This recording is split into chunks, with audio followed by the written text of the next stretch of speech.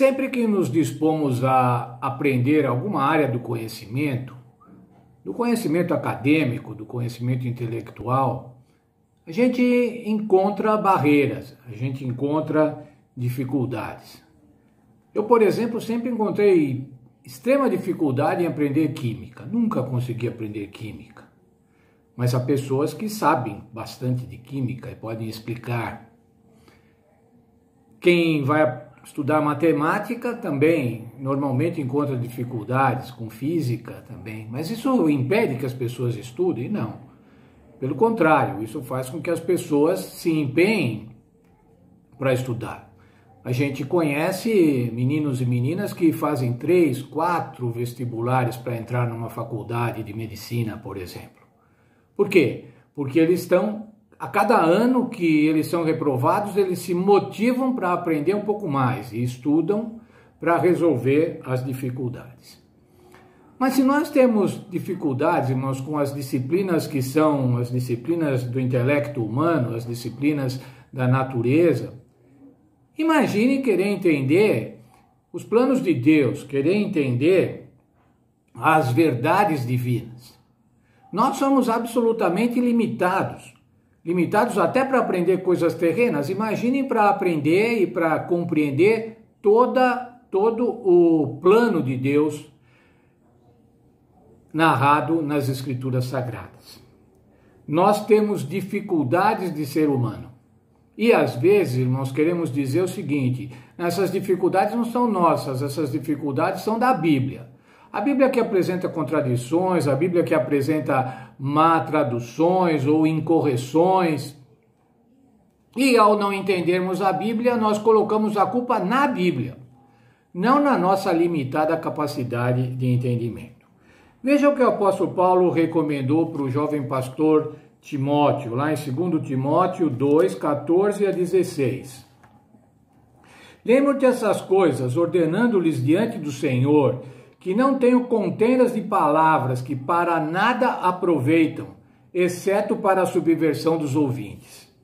Porém, apresenta-te a Deus aprovado, como um obreiro que não tem do que se envergonhar, que maneja bem a palavra da verdade. E a palavra desses, verso 16, mas evita os falatórios inúteis, porque produzirão maior impiedade. Paulo apresenta aí para Timóteo algumas verdades com relação à pregação, ou seja, consequentemente, com relação à interpretação bíblica. Ele fala, evita a contenda de palavras. Às vezes, irmãos teólogos, ou irmãos mesmo da igreja, passam a discutir elementos da interpretação bíblica com tanta veemência que de nada se aproveita. E que acabam produzindo divisão entre os irmãos, porque uns entendem de um jeito e outros entendem de outro. Mas ainda ele diz assim, maneja bem a palavra. Outra tradução diz assim, ensina corretamente a palavra. Isso é, ensinar com entendimento, com inteligência, com amor. E ele diz assim, evite falatórios inúteis, porque falatórios inúteis, inclusive com relação à interpretação bíblica, levam à impiedade.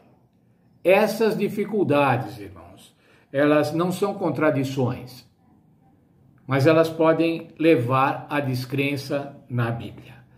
Vamos ver o texto da lição na página 144.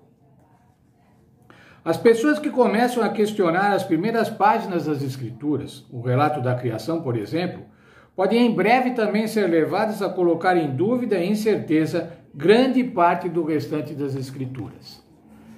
A descrença, irmãos, é um mal insidioso.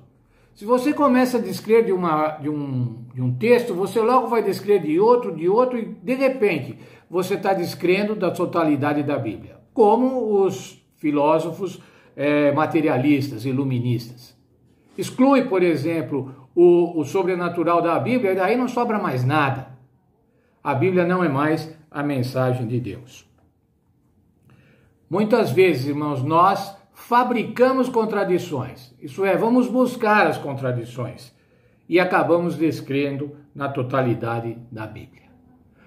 Eventuais erros de tradução ou erros de traduções não diminuem, irmãos, a certeza que devemos ter na Bíblia para a nossa salvação. Não devem levar-nos a questionar a veracidade da mensagem da Bíblia.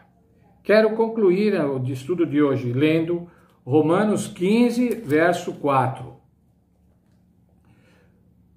Pois tudo o que outrora foi escrito para o nosso ensino foi escrito, para que pela paciência e consolação das Escrituras tenhamos esperança. O que foi escrito, irmãos, não foi escrito para produzir divisão entre os irmãos. Não foi escrito para produzir contenda entre os irmãos. Mas foi escrito para que nós tenhamos esperança. Não foi escrito para falatórios inúteis. Não foi escrito para que nós apresentemos as nossas próprias interpretações, conforme achamos. Mas foi escrito para termos certeza, esperança na salvação em Cristo Jesus.